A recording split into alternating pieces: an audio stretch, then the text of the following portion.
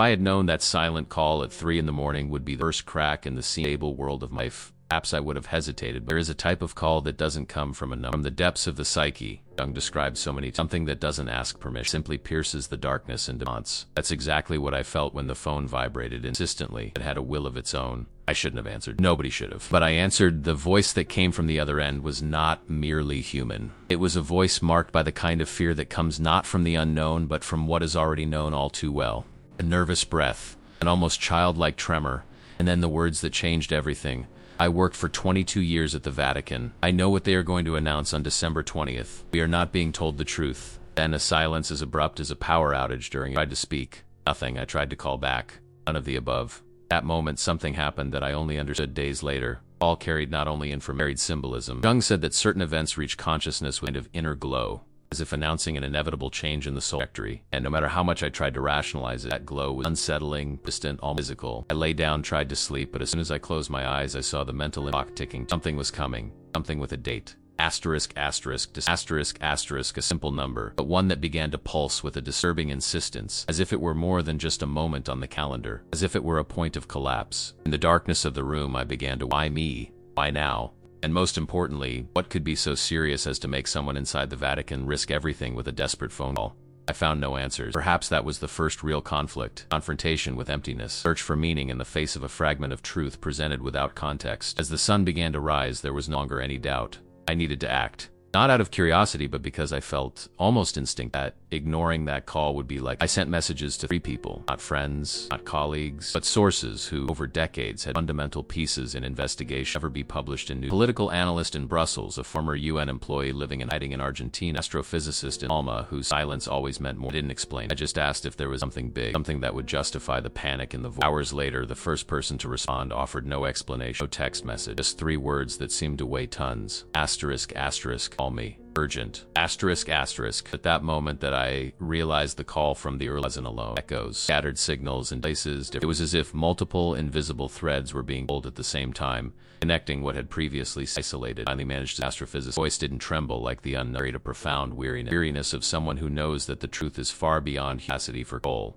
He said there was an object coming towards Earth. It wasn't an asteroid nor a comet. It didn't move like anything they had ever cataloged. It didn't behave like something natural. It was as if it obeyed a logic that didn't belong to our current understanding. Excessively precise, according to his closest date. December 22nd, he said, his voice of being over. Then he added, can't imagine what would happen if that were true.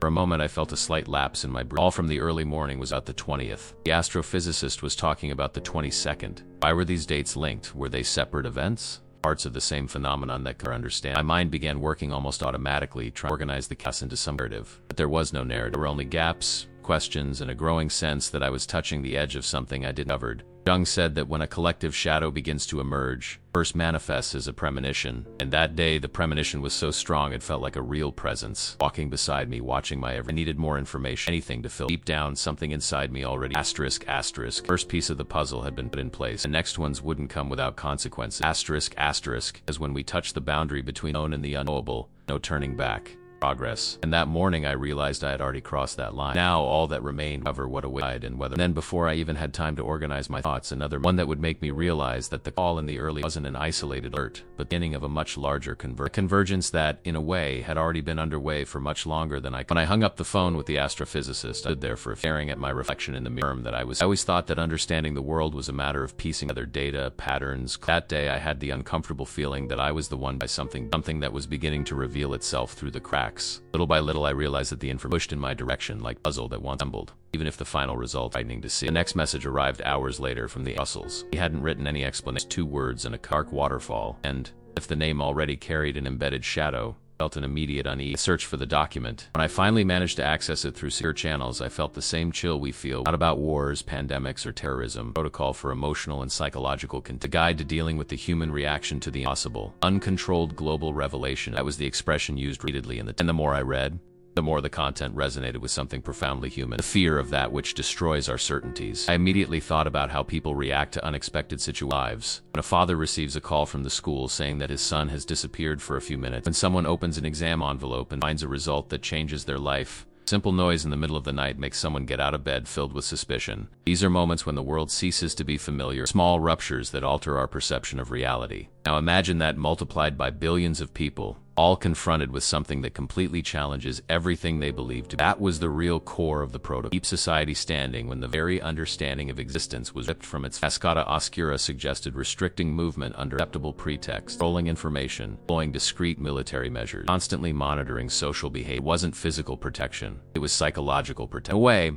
to prevent the collective unconscious as drive it from loading uncontrollably. While reading, I began to imagine how ordinary people would react to something extraordinary. Thought of a mother waking up early, making coffee, getting her children ready for school, and then suddenly seeing a worldwide announcement on television saying that superior intelligence is approaching Earth. I thought of an empty bus driver in the early accustomed to the silent routine, suddenly facing a sky that displays something. I thought of the elderly who built their entire lives on a fixed world now be exposed to a truth that shatter all the narratives that sustained their beliefs. Was it possible to predict the panic? Yes. Was it possible to control it? Almost impossible. This made the document even more disturbing. It admitted, without clearly admitting it, that the world was about to be ripped off its axis, that someone behind the scenes had known this long enough to pre-social react. Every emotional fluctuation, every internal collapse. While processing this information, I received another message, this time from the former UN employee in Argentina. He was always careful, selective, rarely writing more than, but that day he sent a sentence that seemed to have been written with the weight of someone who had already given up all. You received a call from the Vatican and now have access to the European protocol. It's no coincidence. There's a conspiracy forming. I spent the rest of the afternoon walking around the house in silence, thinking about how these pieces connected.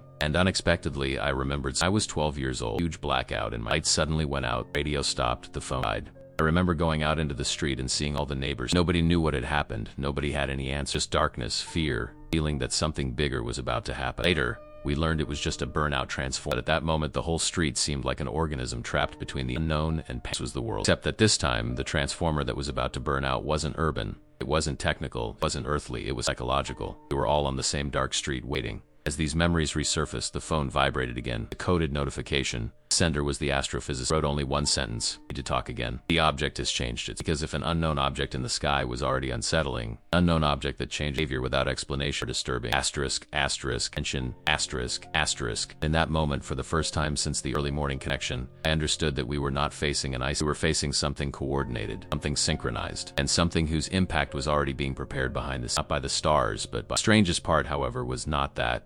It was a growing, profound, and almost silent feeling that this story had been unfolding long before I realized, and that the next piece to emerge wouldn't come from governments, scientists, or documents. It would come from a much older place, much more dangerous. I thought I was prepared, but nothing prepared. Package I found. No return address stamp. Just a brown box sealed with contents weren't capable of changing the perception of an entire life. I opened it slowly, expecting some kind of wrap, but inside there was only a USB drive and a hand pressure. If it had been written in haste by someone with what's here will give you context. Ready? Look for the message in the bell. I stood there for a few seconds, pondering the meaning of that last passage. Didn't know any code related to bells. Didn't know if it was literal, metaphorical, or symbolic. And once again I felt that inner vibration that Jung described as a sign of the something was trying to emerge, and the question that accompanied me was simple but ready to open up.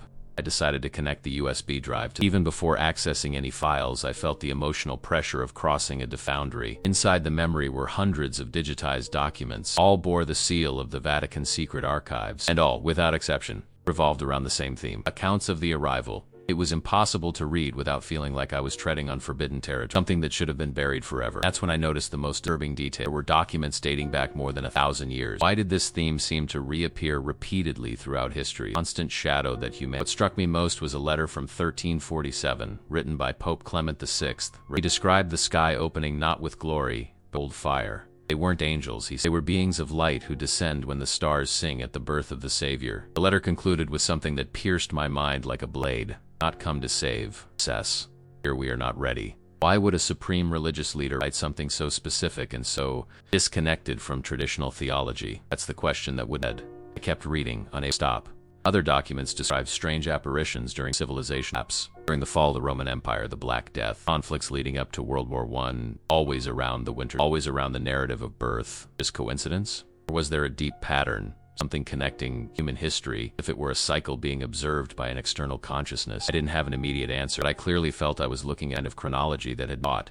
Parallel history of humanity, hidden and frighteningly. The most impactful part came when I dated 2020. A group of theologians and scientists were discussing how the church should deal with the imminent discovery of non-human and transdimensional intelligences. The text detailed gigantic philosophical implications, redefining the concept of the soul. rethinking the relationship between matter and consciousness, adapting theology to allow for the possibility that God created multiple forms of conscious life in the universe. All of this, while profound, still seemed like part of an intellectual discussion. Still, in the lower corner in lighter ink, I've written note. What if we discover that they were not created by God? What does that mean for us? That loose note, almost a cathartic outpouring, completely changed the emotional weight of the document. Because it wasn't just asking about theology, asking about primal fear, asking about the limits of human, asking about the collapse of the narrative that keeps species emotional. At that moment, I asked myself a question I didn't want. What happens to humanity over something? It was then that a strange feeling came over. I were being pushed in some, felt an urgent need to confirm whether those documents were real, not some kind of elaborate forgery. The only person who could answer me was someone inside the Vatican. I sent a coded message to a Jesuit historian with contact for his reply came in less than 2 minutes. Self was unusual. He wrote, "Come tomorrow. Library. Don't talk to anyone. There are eyes everywhere." It was as if the very atmosphere around me had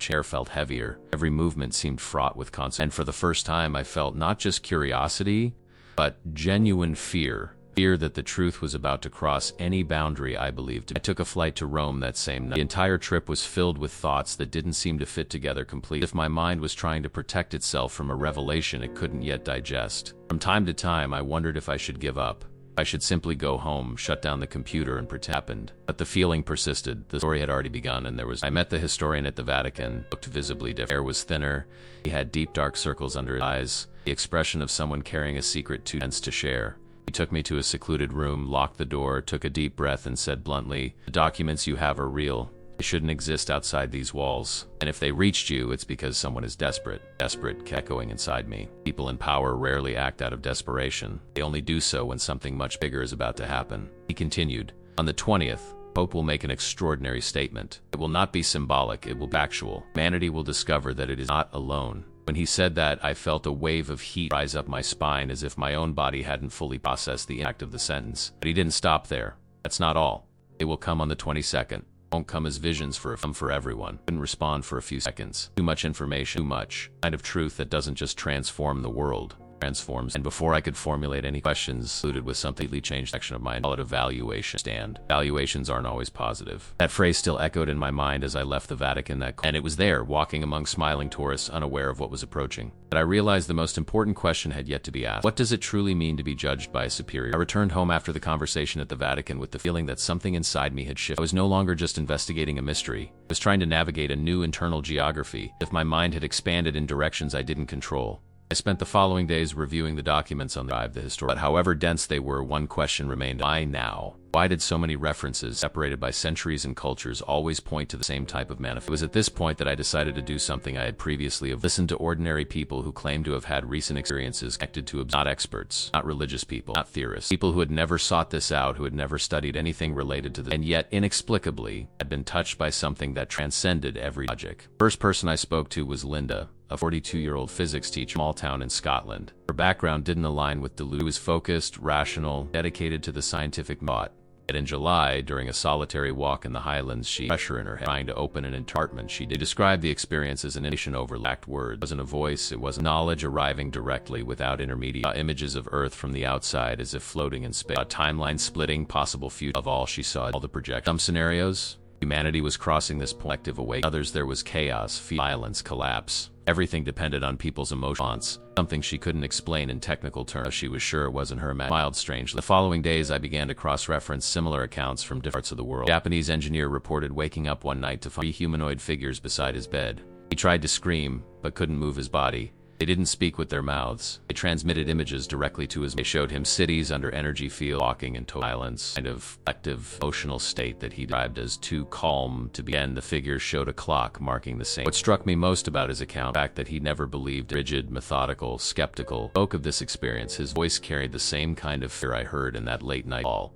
Fear of someone who can no longer hide from the truth. Statistic I came across during this phase of the investigation left. In the last 6 months, number of reports of unidentified sightings has increased by more than 300%, according to data compiled by independent groups monitoring anomalous phenomena. It wasn't just one country nor one continent. It was the entire planet. Something we're gradually approaching psychological ground revealing. The most unexpected story came from a Brazilian musician who recorded a message while driving down a rural road at night. The car simply shut off. The lights failed. Sky lit up with a pulsating blue light, and inside his own head heard something like a judgment comes, vanity will be. He described the sensation very simply. It wasn't a voice. It was as if my thoughts began to seek something that wasn't mine. Most strikingly, after the experience, he spent 3 days feverish, having dreams in which he saw a gigantic structure hovering over, waiting for something. Initially, when I started piecing together these accounts, the human brain is an expert at seeing patterns where the more I cross-reference these, less likely the hypothesis be people from different countries, different cultures, different backgrounds, reporting the same dates, same images, same central message. And all these experiences emerged within the last 6 months. Same time the object was first detected by international. This information in hand, I decided to look for someone with a broader historical perspective, someone who could tell me if this pattern had ever occurred before. I found the name of Dr. Marcus Reuter, expert in ancient texts, who has spent 40 years comparing the mythologies of. When contacted, he was direct.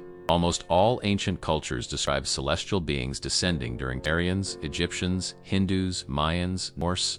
They all speak of masters, emissaries, guardians, or gods who observe, teach, or evaluate. And most surprisingly, many of these accounts cycles, moments in which humanity is measured. I asked why these accounts were repeated so often, in so many different places. He replied with something I've never forgotten. Myths aren't invented stories. They're coded memory. They're truth repeated, and symbol. At that moment, I realized the true weight of what was happening. What we were experiencing might not be new. Perhaps it was the return of something that had always been on the margins of hearing at the breaking point, and it was precisely this realization that led me to the unsettling conclusion. Perhaps the object in the sky wasn't coming to us. Perhaps we were about to encounter something that accompanied our species long before we write our own name. December 20th dawned with a strangeness difficult to. The grid seemed normal on the outside. Emotional silence and the active pause. People were sensing that something big was about to happen, even without knowing exactly what. Woke up before sunrise, unable to sleep, feeling that each minute was pushing me closer to something definitive. I made coffee without tasting it, walked around the house without knowing where to put my hands. It was as if my own body was trying us to a reality that had not yet been. 9 in the morning, the radio stations began up their programming. Unified statement appeared. Hope would make an extraordinary declaration at 11. Broadcast simultaneously on every continent and dozens of languages. It was unusual, unexpected, inexplicable. When the broadcast began, I felt my heart race and I hadn't felt since childhood. Like when a teacher called my name to exam, there was no way. The Pope appeared alone in a white room without symbols, without an audience, without the pomp that normally accompanied his. He seemed smaller, tired. His eyes held a pain firmness, like someone carrying the weight of a truth too great to be kept silent. He took a deep breath and said simply, almost softly, "Humanity is not alone in." Phrase struck my mind in a way I described. It was as if someone had pulled an internal rug out from under me. For a few moments, everything inside me was suspended in mid-air. He explained that other forms of intelligence have accompanied our species for millennia, that rulers, religious leaders were already aware of this. That silence was not an easy choice, but an attempt to keep the table while searching for answers. Then came the most disturbing part.